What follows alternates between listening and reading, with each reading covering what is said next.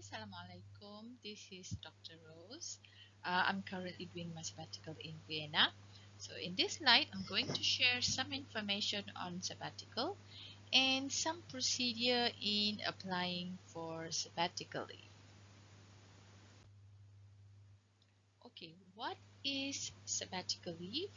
Now, the first point that you have to understand is that it is always an extended time away from work. It can be 6 months or it can be 9 months. Okay, so it is granted to you for different purposes. Some took sabbatical leave for personal reasons, some took for professional and academic growth, some took to learn and to develop their new skills, and some simply took sabbatical leave for rest and recuperation. So when you do this, okay, even though you are away from work, you still maintain your status as an existing employee of the organization.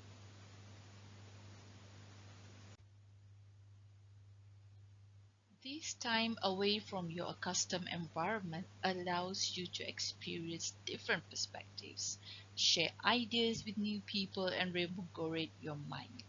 So while many enjoy the stimulating nature of traveling to other countries, others crave time alone in a peaceful, natural setting.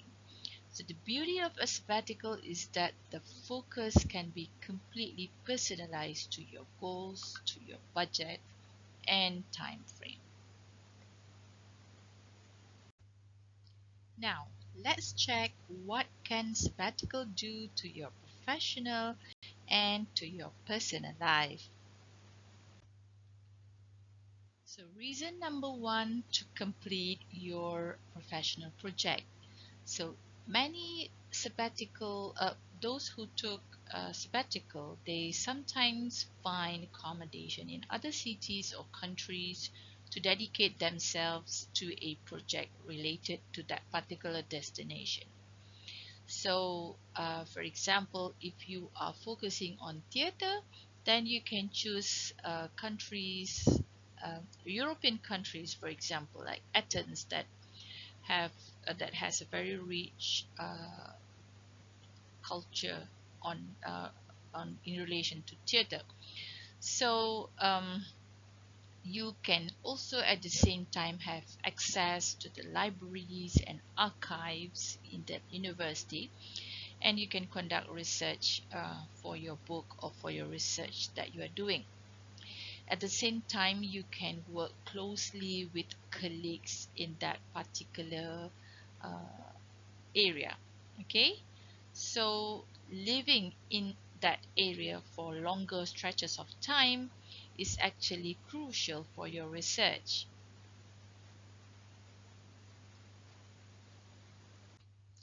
Okay, this next reason is quite unique because this is related to recalibrating our work and the work-life balance. Now, even though sabbatical has a professional focus and it is not designed purely for reboot and refocus to our home life, okay, just living in a different environment actually is a change of pace that opens our minds in a new way.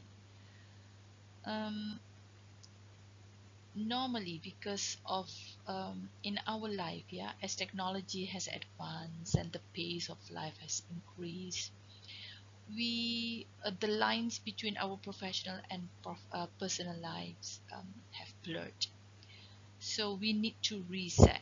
Okay, so this is especially critical for us who have demanding job at the same time, as well as family or personal responsibilities. So we really need this reboot and refocus. Okay, so that when we come back to our job, we come back with a renewed sense of excitement and commitment.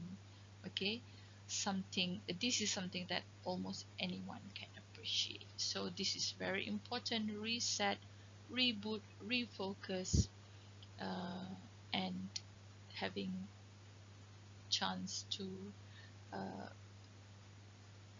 for a change of pace. Okay, next reason is to do sabbatical in order to collaborate and connect with colleagues from a different culture. So, one of the best aspects of academic life is connecting with other people who have dedicated their personal lives to the same subject area.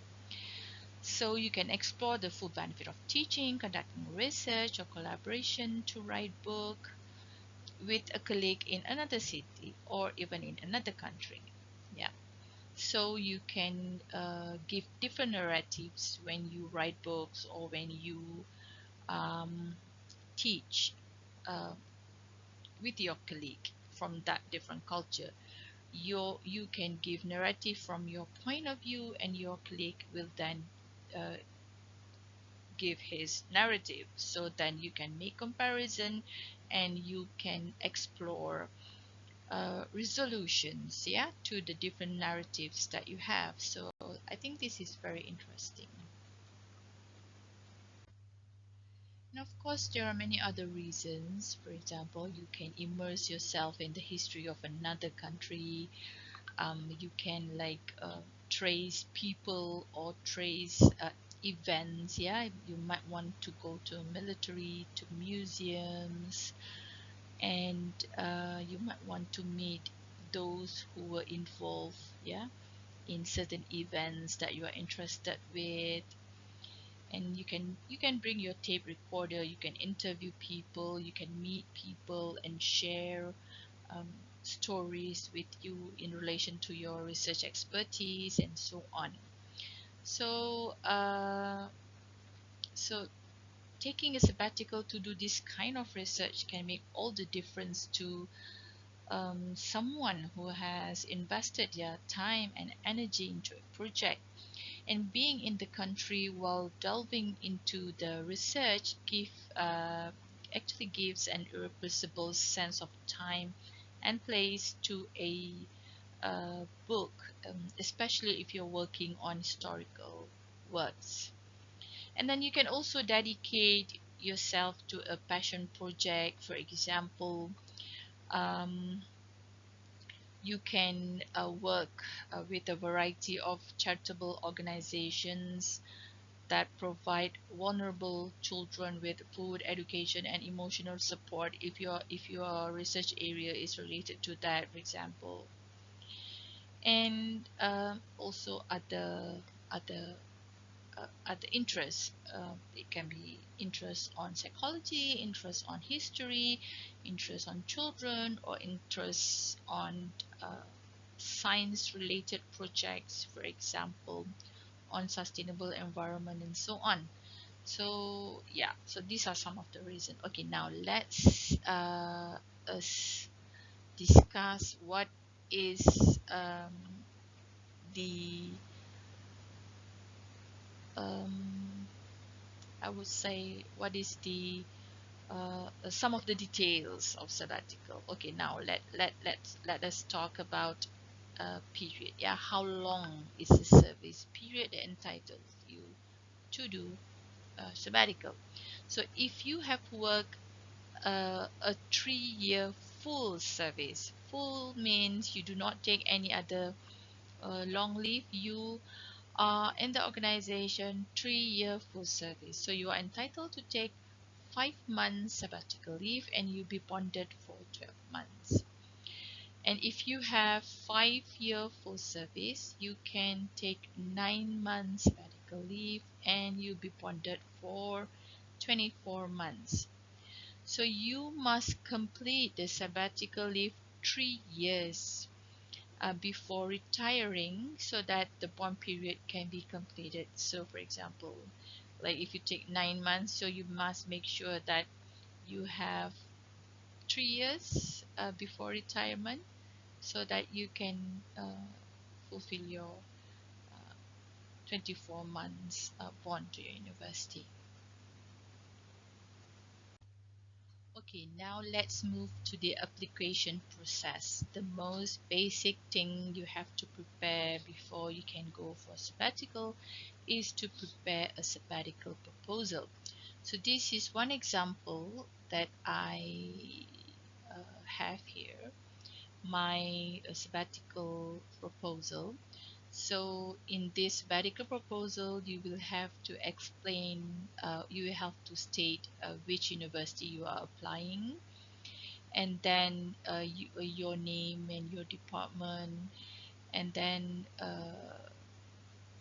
you have to explain uh, the description of what you plan to do. You have to provide quite a detail, for example, literature, objective, your past experiences on that particular projects, yeah, and what is your plan, okay? So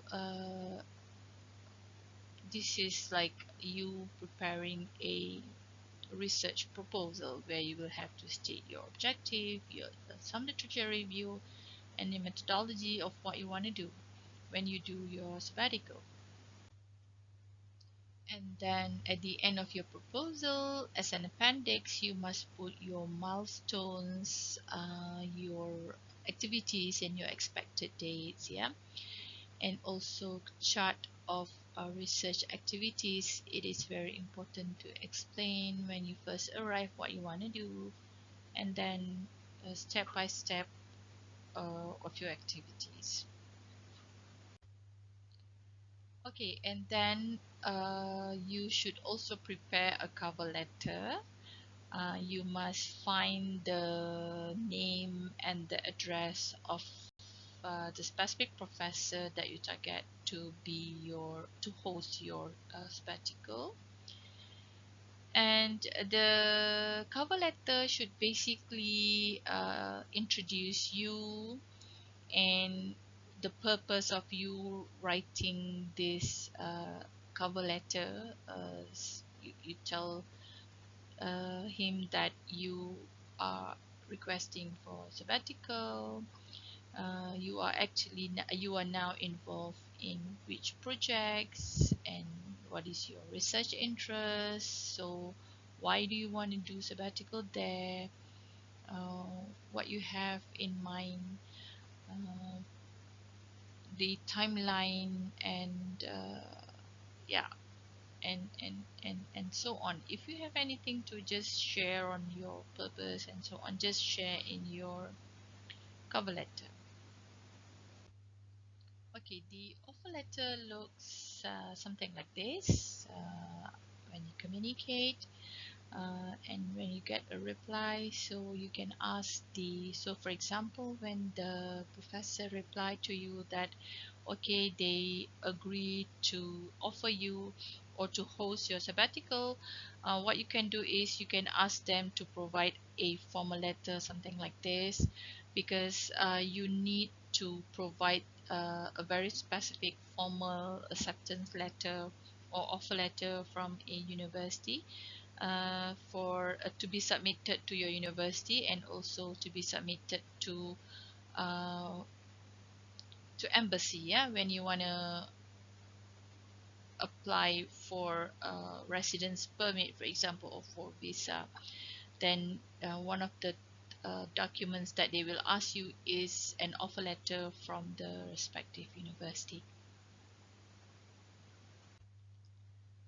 Okay, now that you have secured the offer letter, so let's move to the procedure to apply sabbatical in your university. So the most important thing that you have to do is you have to go and check the website, the university website, and check the sabbatical leave application checklist form. Okay, normally in this checklist, they will ask you to, for example, in my university, they asked me to submit the sabbatical leave application form, 2 copies, yeah, and that must be signed by the head of department and also by the dean. So you attach together when you submit the form to your head of department and dean, you must also attach together your proposal, your sabbatical proposal. And if you have a research proposal or book draft proposal, then you can attach that too. And then the copy of offer letter of the relevant university. And your sabbatical is not necessarily done in a university. You can also do sabbatical in a corporate organization, for example. So you must attach the offer letter. And then if they ask you for bench fees, then you should state in that form how much that they ask you for bench fees. And then you also have to attach information on insurance costs. This is like just a preliminary information on how much basically university will have to pay your insurance costs. In the end, this might you might give a different quotation, for example. Doesn't matter. This is just um, a proposal on the cost of insurance that you would like the university to pay for you.